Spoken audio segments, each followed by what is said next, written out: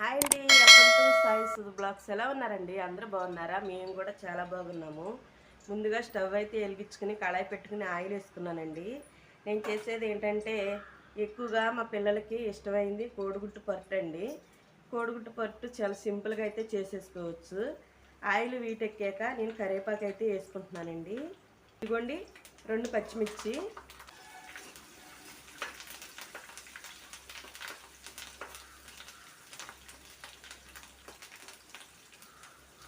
వేగాక సన్నగా కట్ చేసుకున్న 2 ఉల్లిపాయలు, పెద్ద సైజు ఉల్లిపాయలు అండి.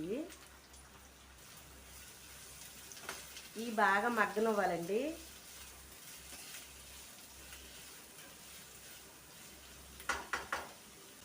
మనకి ఎక్కువ బాక్స్లో పిల్లలకి బాక్స్ పెట్టడానికి చాలా ఈజీగా అయిపోద్ది అనమాట. మేమైతే ఇది కోడిగుడ్డు పొట్టు అంటాము, మీరేమంటారో కామెంట్ చేయండి. సాల్ట్ అయితే వేసేసుకుంటున్నానండి తొందరగా మగ్గుతాకి. ఇదిగోండి పసుపు కూడా వేసుకుంటున్నా.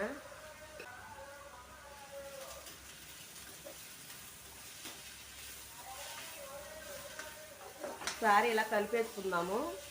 సాల్ట్ పసుపు వేసుకున్నాక కలుపుకోవాలి.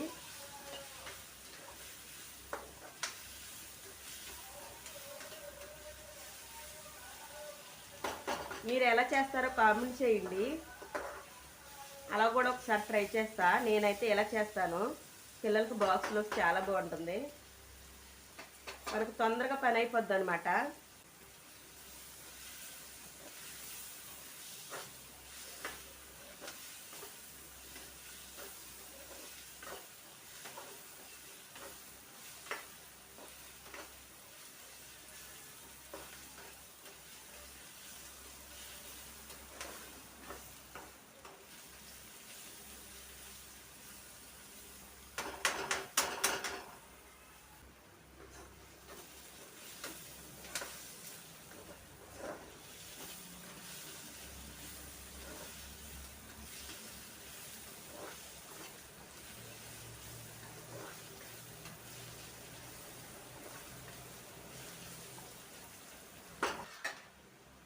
ఉల్లిపాయలు అయితే బాగా సాఫ్ట్గా మగ్గిపోయాయండి.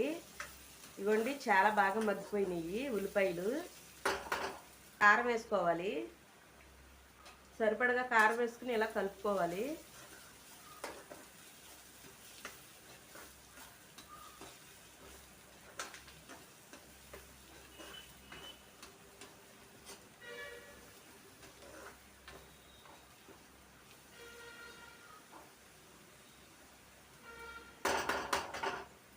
ఇప్పుడు ఒకసారి గ్యాస్ సిమ్లో పెట్టుకోవాలి.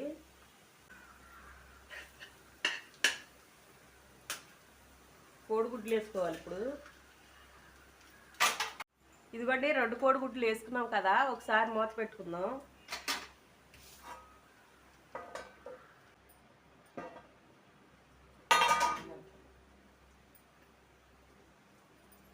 ఇదిగోండి మనం 2 కోడిగుడ్లు వేసుకుని మూత పెట్టుకున్నాం కదా, ఇది మనం కలిపేసుకున్నాం. ఇప్పుడు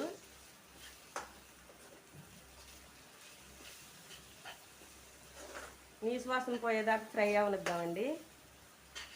ఇంక కోడిగుడ్డు పుట్టులో నేనైతే వాటర్ అయితే వేయను, వాటర్ వేసుకునేలాగా కూడా చేసుకోవచ్చు.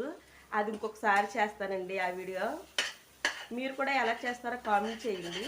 మీరు చేసినట్టు కూడా ఒకసారి ట్రై చేస్తా.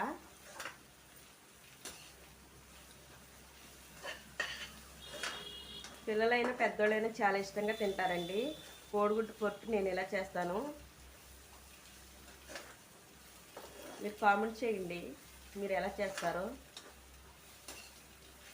చూడండి నీసు వాసన పోయేలాగా ఇలా ఫ్రై అవనివ్వాలి.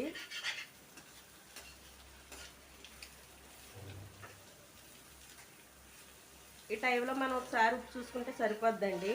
ఉప్పు సరిపోయిందా లేదో చూసుకుని కొద్దిగా సాల్ట్ వేసుకుంటే ఇంకా మనకి కోడిగుడ్డు పొట్టు అనేది రెడీ అయిపోయిందండి. నాకు పక్కన రైస్ కూడా ఉడికిపోయింది.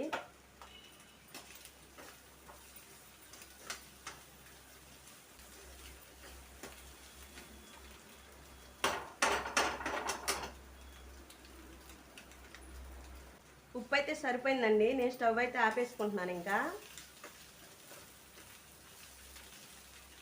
స్టవ్ అయితే ఆపేస్తున్నా. మనం ఇప్పుడు ఒక గిన్నెలోకి అయితే తీసేసుకుందామండి.